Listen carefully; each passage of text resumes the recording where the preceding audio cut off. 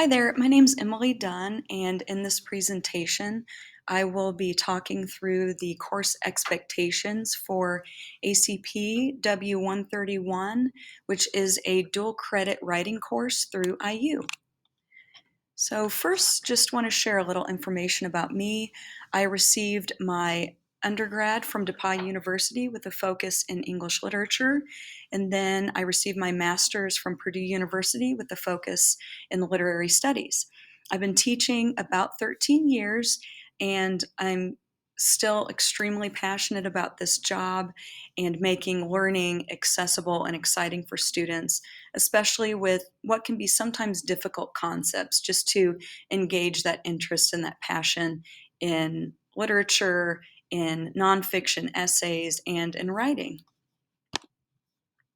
So just to break down grades for this coming semester, as you can see on the left, these are all our bigger assignments. So if you look at the bottom, homework journals, those are worth up to 100 points, and that basically speaks to the smaller 5-point double journals. Students will have several of those this semester, and those double journals build towards our micro themes, labeled as micro 1, 2, 3, and 4 on the left.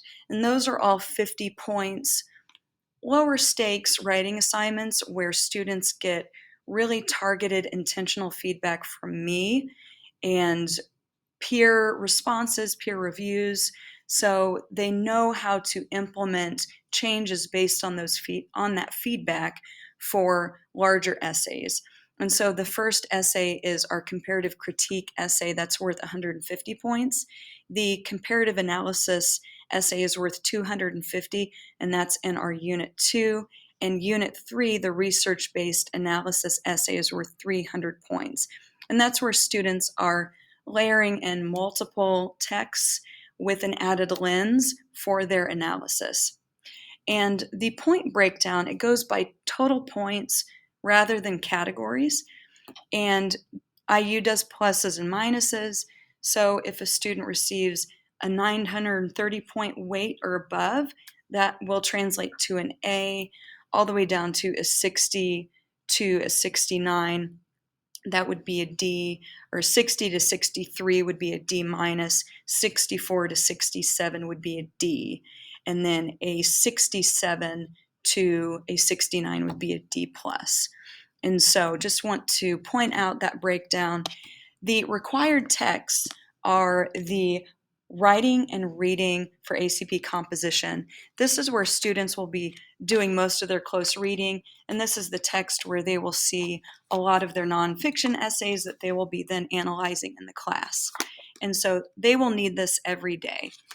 And the supplementary text is the writing analytically text. And this textbook goes through various strategies students will need to use as they're analyzing the texts in this book. And so side by side, this book has all of the essays they'll be analyzing with various methods that are outlined in this book right here. And so I include every day on our daily slides every skill, every strategy we've broken down that will then help them analyze the text later. As far as student expectation goes, I love participation. If a student has something insightful to share, or they're stuck, or they have a question, I always tell students, if you have a question, there are probably 6 or 7 or more students in the class who have the same question. And I say, I don't know what you don't know, so share that with me, advocate for your needs.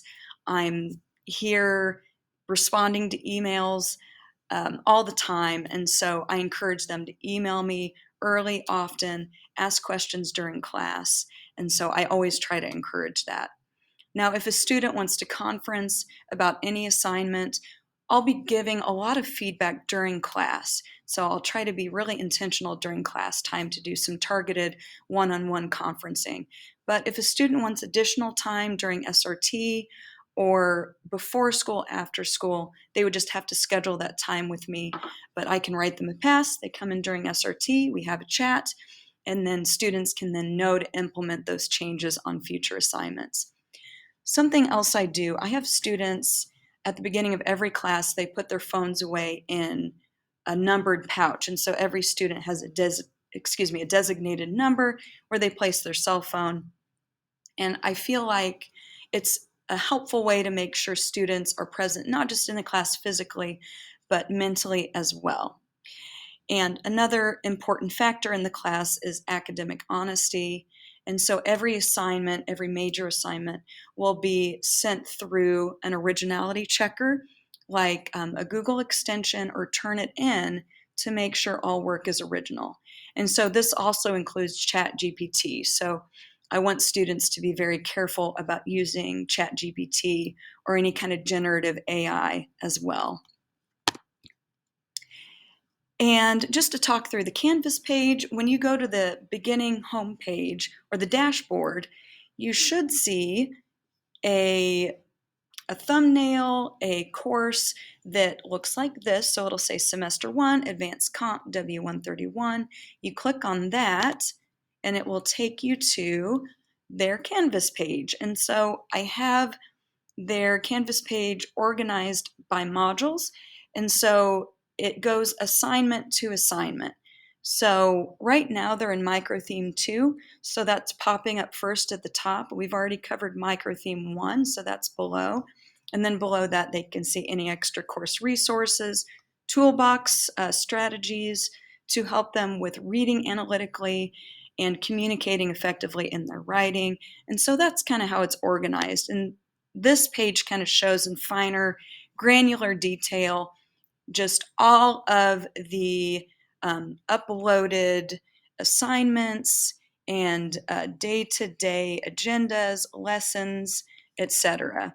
So let me go back to it. So this page, you can click on day-to-day, you can click on anything that your student is working on or referencing in the course.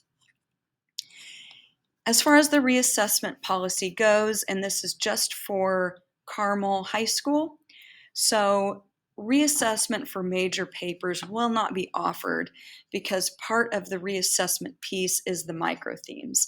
The micro-themes can be used to build towards those essays so students can then take that feedback and apply it to those more major essays from the micro-themes. And so there are a few stipulations to reassessment. First, the original submission has to come in on time. The grade received needs to be lower than 80%. And then after that point, they need to schedule a time to then come conference with me.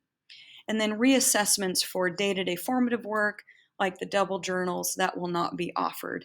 And students will be expected to turn that in on time. And that's just part of being a good classroom citizen, making sure the essays are read, annotated, analyzed, and prepared for class discussion for the next period that we'll be meeting.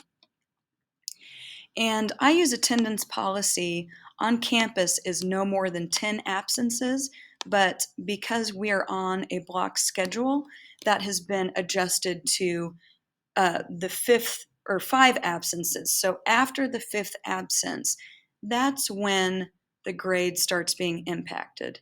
So it doesn't impact the Carmel grade, but it does impact the IU grade, which normally is the same, but in scenarios where a student has 6 or more absences, then the grade starts lowering by 1/3 of a letter grade for each subsequent absence.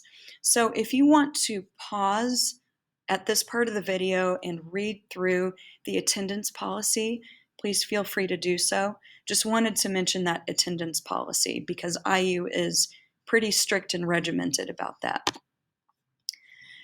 And I appreciate you watching this video. If you have any questions at all, please feel free to email me at edunn@ccs.k12.in.us. You can also call 317-846-7721. My extension is 7283. And I'm looking very forward to a great semester, and I look forward to hearing from you. Thank you very much.